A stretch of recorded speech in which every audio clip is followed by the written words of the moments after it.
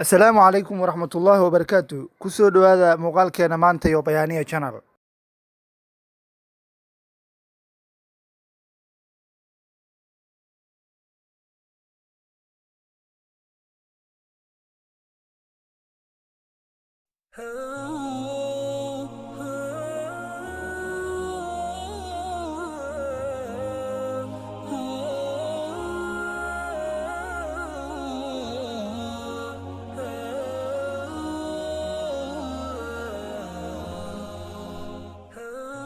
wuxuu ahaa dhigtoorkii ugu horreeyay sharxa mabaadi'da asaasiga ee wareegga dhiigga sambabada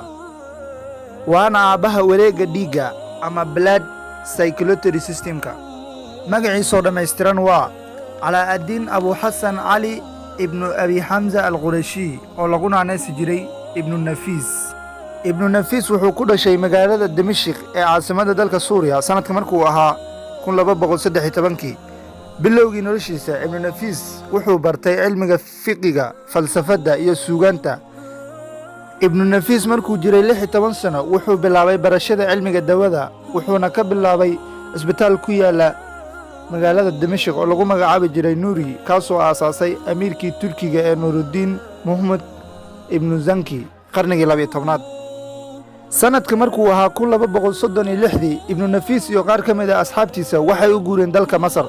ayagoo ka codsaday boqorkii dawladdii ayuubiyiinta waagaas ka arriman jiray suldaanka ahaa laguna magacaabi jiray alkamaal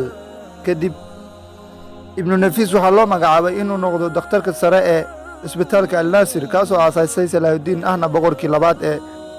dawladdii ayuubiyiinta halkaana tababaro dheeri ah ayuu ka helay ibnu nafiis wax ka badan 10 sano ibnu nafiis wuxuu noloshiisa inta badan ku qaatay dalka masar markuu jiray 74 sano ibnu nafiis waxaa loo magacaabay dhakhtarka guud ee isbitaalka cusub ee al-mansuuri halka uu ka shaqayn jiray inta ka harsan noloshiisa ibnu nafiis wuxuu ku dhintay dalka masar kadib xanuun in muddo ahayay dhimashadiisii ka hor ibnu nafiis wuxuu maktabadiisa iyo buugaagtii keedku u ahaa uu ku deeqay isbitaalka qalaawuun buugaagtu uu qoray ibnu nafiis waxaa lagu qiyaasaa wax ka badan 110 buug ugu dambayn maantadan la joogo william harvey ayaa ku magacaaban inuu yahay qofkii ugu horreeyey ee ogaada wareegga dhiigga hase yeeshee ibnu nafiis ayaa ogaaday xaqiiqdan ku dhowaad 350 sano ka hor william harvey waad ku mahadsantihiin daawashada muuqaalkan wassalaamu calaykum waraxmatullaahi wabarakaatuh haddii ay tahay markaagii kugu horreysay aad soo booqato channelka kan ee bayaaniye fadlan subscribe saar haddii aad ka heshay video kanna like nagu dhiirigeli si aan u soo badino fiidiyowyada noocan wixii oraah iyo weydiimo ahna qaybta hoose commentiga noogu reeb mahadsanidin